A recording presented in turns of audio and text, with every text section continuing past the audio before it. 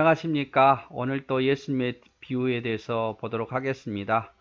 오늘은 탕자의 비유입니다. 잃어버린 세 가지 비유 중에 우리가 저번 시간에 두 가지를 보았습니다. 오늘은 이제 마지막 한 가지, 잃어버린 아들에 대한 이야기입니다. 이 이야기 역시 누가복음 15장 11절에서 32절에 기록되어 있는 말씀입니다. 자, 볼까요? 우리 잃어버린 비유에 대해서 양 한 마리를 잃어버렸죠. 그랬을 때 목자가 그것을 찾을 때 얼마나 기뻐하더냐. 신부가 10드라크마 중에 신랑에게 받은 한 드라크마를 잃어버렸을 때 그것을 찾았을 때 신부가 얼마나 기뻐하더냐.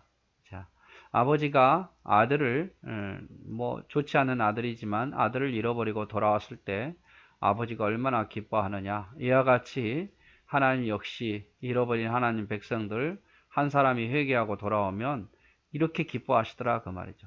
이렇게 하나님이 기뻐하시는데 우리 역시 이 기쁜 일에 전도하는 일에 또 복음 증거하는 일에 우리 열심히 해야 되지 않을까, 이런 것을 제가 말씀을 드렸습니다. 자, 둘째가 아버지에게 요청합니다. 아들 둘이 있었던 것 같아요. 뭐 그 이상이 있을 수도 있고, 아무튼 둘째가 아버지에게 내게 돌아올 재산을 내게 주소서, 내게 돌아올 분깃을 내게 주소서. 그리고 그 당시에 재산 상속은 얼마 전에도 말씀을 드렸지만 아버지가 돌아가실 때쯤 받는 거예요. 건강하실 때 이거 달라면 이거 불효자입니다. 아버지가 이제 더 이상 힘이 없고 돌아가실 때쯤에서 이렇게 요청을 하는 건데, 아버지가 이제 권한으로 주는 거죠. 자식이 달라 하는 게 아니라 부모가 주는 거예요. 장자는 3분의 2, 차자는 3분의 1이에요. 왜냐하면 장자는 부모를 계속 돌봐야 되는 거니까. 그런 의미로서 이렇게 주는 겁니다. 지금도 이렇게 줘야 되냐? 그건 아니에요. 지금은 이제 우리 대한민국 법은 자녀들은 똑같이 n분의 1이죠. 그리고 이제 아버지의 재산이기 때문에 자녀가 달라는 권한은 없어요. 그렇죠? 자식이 아버지 내게 재산 주세요, 이렇게 말할 수 없단 말이에요. 자식이 노력해서 번 거 아니잖아요. 부모가 노력해서 번 거기 때문에 부모가 줄 수도 있고 안 줄 수도 있는 거예요.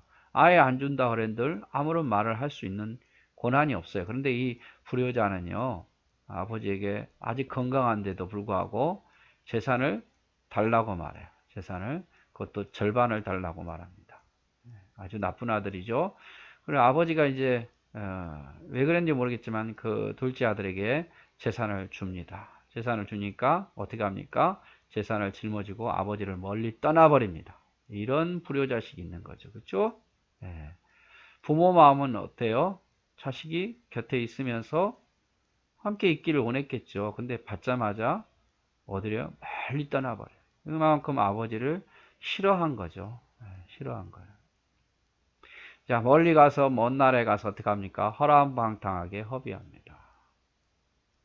바보가 아닌 이상은 다 쓰지는 않았겠죠. 뭐 누가 예를 들어서 야 이거 투자하면 돈 얼마 번다더라 함께 여기도 투자하고 또 남은 돈 가지고 이렇게 즐기면서 사는 거예요.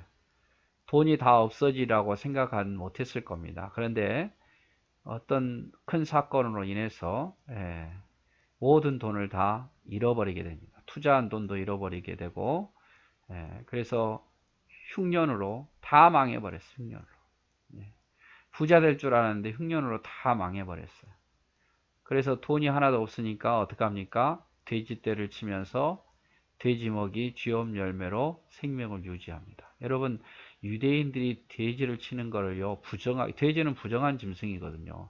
이건 치욕이에요, 치욕. 그런데 어떻게 해요? 먹고 살기 위해서 부정적으로 여겼던 아주 하지 말아야 할 직업 중 하나가 돼지친 직업을 하고, 그것도 이제 배고프니까 돼지가 먹는 쥐열매를 같이 먹더라고 말이죠. 그때서 이제 깨닫는 거예요.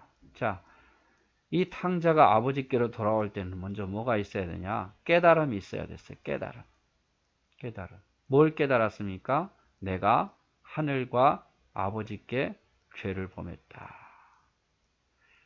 자신이 죄를 범했음을 깨달았어요. 그리고 아버지 품에 있는 것이 그래도 역시 가장 행복하다. 우리 집에 있는 종들은 자식처럼 우리 아버지가 여기면서 이렇게 고생을 하지 않아도 되는데 우리 아버지 품이 가장 좋구나라는 것을 그때 깨달은 거예요. 그 전에 집을 떠나올 때는 아버지 품 안에 있는 것이 불행이라고 생각했고 그것이 내 인생에 있어서 떠나는 것이 행복이라고 생각을 했어요. 그러나 이제 지나고 나니까 아버지 품이 가장 행복하다는 것을 알게 되는 거죠. 그리고 이제 하늘 아버지께 자신이 범죄했다는 것을 깨닫게 되는 겁니다.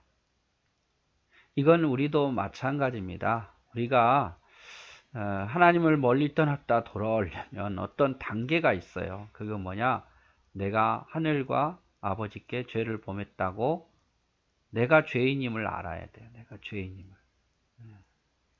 여러분 신앙생활을 회복하려면 내가 죄 지은 것을 알아야 되고 또 내가 예수 안 믿은 것이 죄였다는 것을 알아야 돼요. 그 단계가 반드시 필요합니다. 그리고 아버지 품이 행복하다는 것을 깨달아야 돼요. 아버지 품이. 그래. 그때가 제일 좋았어. 열심히 신앙생활 할 때가 제일 복됐어. 내가 기도할 때가 제일 행복했어. 내가 늘 말씀 안에서 있을 때가 행복했어. 그래야 다시 말씀 안에 오는 거고 기도하는 것이 오는 거지. 그 행복감을 깨달지 못하면 여전히 그 모습 속에서 살 수밖에 없는 거예요. 그래서 이 탕자가요. 내가 하늘과 아버지께 죄를 범하였다고 깨닫게 되었고 또 아버지 품에 있는 것이 가장 행복했다는 것을 깨닫게 되는 거예요. 이게 이제 동기가 되어서 어떻게 합니까? 이걸 행동으로 움직입니다. 여러분 깨달음만 있어서는 안 되겠죠? 그걸 행동으로 옮겨야 돼요. 자, 그래서 어떻게 됩니까? 아버지께로 나옵니다. 그리고 저는 죄인입니다. 라고 고백하죠. 저는 죄인이기 때문에 아들의 자격이 없습니다. 그저 당신의 종으로 쓰소서 이렇게 말해요. 여러분 깨닫기만 해서는 안 돼요. 깨달았으면 하나님께 나와야 돼요. 하나님 품이 가장 행복하고 좋았다고 생각하면 주저하지 마십시오. 다시 하나님께 나오십시오. 그래도 열심히 교회를 할 때가 제일 좋았다고 생각하면 다시 예전처럼 열심히 일하면 되는 거예요. 기도할 때가 제일 행복했다고 생각하면 다시 기도의 자리로 나오면 되는 거예요. 말씀 배울 때가 제일 좋았다고 생각하면 말씀 배우러 다시 나오는 거예요. 그거 좋다고 하면서 또 여러 가지 이유로 뒤로 미루면 여전히 똑같은 모습일 수밖에 없는 거예요. 깨달았으면 어떻게 하자고요? 깨달았으면 행동하자. 그리고 뭘 깨달아야 된다고요? 내가 부족하다는 것을 깨닫고 죄인이라는 걸 깨닫고 아버지 품이 행복하다는 걸 깨달아야 아버지 품 안에 나와서 고백하고 회복이 되더라 그 말이죠. 이렇게 오니까 어때요? 아버지는 기다리던 아들을 품에 안고 이렇게 기뻐하시더라 그 말이죠. 기뻐해서 아버지는 어떻게 합니까? 아들의 옷을 다시 입어주고 아들이라는 증거인 반지를 끼워주고 동네 사람들을 데려다가 잔치를 베풀더라 그 말이에요. 네, 얼마나 기뻤겠습니까? 얼마나. 여러분 혹시 내 모습이 지금 탕자의 모습은 아닌지요? 한번 생각해 보십시오. 혹시 내 모습이 탕자가 모습이. 이는요, 이 아들은 나쁜 아들이었지만 떠났지만 아들은 아들이에요. 우리가 예수 믿으면 하나님의 자녀잖아요. 자녀긴 자녀인데 혹시 지금 내 모습이 하나님께 불효하는 탕자의 모습은 아닌가. 그렇다면 예수님은 또 하나님은 우리가 예전 모습으로 돌아오기를 원하십니다. 예전 모습으로. 그 예전 모습이 뭡니까? 첫사랑의 모습으로 돌아오기를 원하십니다. 첫사랑의 모습. 그 순수했던 그 마음, 하나님 생각했던 그 마음으로 돌아오기를 원해요. 이유야 어쨌든 간에 우리는 하나님 앞에 여러 가지 이유를 댈 수 있죠. 누구 때문에, 나는 무엇 때문에, 나는 그렇지 말하지만 여러분 그건 다 핑계에 불과한 거잖아요. 옛날만큼은 일을 못할 수는 있지만 그러나 마음만큼은 첫사랑으로 돌아오면 되잖아요. 그래서 에베소 교회에 그런 말씀을 하셨듯이 내가 무엇 때문에 하나님의 첫사랑을 잃어버렸는지 한번 생각해 보십시오. 내가 왜 옛날처럼 그런 첫사랑, 그런 신앙을 지금 못 지키고 있는가? 그렇게 못하고 있는 이유가 뭘까요? 분명한 이유가 있어요. 분명한 이유. 예. 그러면 그것을 생각해 보고 다시 하나님 말씀 앞으로 기도하는 자리에 교회 앞으로 나오면 하나님은 언제든지 나를 다시 회복시켜 주셔요. 예. 문제는 우리가 그 앞에 나오지 않아요. 여러 가지 이유를 대면서 우리가 나오지 않기 때문에 문제지, 내가 다시 무릎 꿇고 기도하기 시작하면, 내가 다시 말씀 앞에 서기 시작하면, 내가 다시 봉사하기 시작하면 하나님은 다시 나를 온전하게 회복시켜 주신다니까요. 근데 이게 참 힘든 거예요. 이게 참 힘든 거예요. 여러분, 하나님 품 안이 그립습니까? 다시 옛날 사랑으로 돌아오고 싶습니까? 그러면 여러분 움직이십시오. 다시 꿇어 기도하십시오. 그리고 다시 말씀 앞에 서십시오. 그리고 다시 옛날처럼 봉사하기 시작하십시오. 그러면 다시 하나님이 첫사랑으로 우리를 회복시켜 주실 줄 믿습니다. 그렇게 돌아온 그 사람을 하나님 너무너무 기뻐하셔요. 그렇게 지금도 기다리고 계시고, 그래서 어떤 장애물도 생각하지 마시고 그냥 하나님 묻지 않으세요. 내가 하나님 앞에 오면 사람은 용서 못해도 하나님 다 용서하시니까 다시 돌아와서 우리 옛사랑, 첫사랑, 저도 그렇고 여러분도 그렇고 늘 첫사랑으로 돌아와서 하나님을 기쁘게 했으면 좋겠습니다. 네, 감사합니다.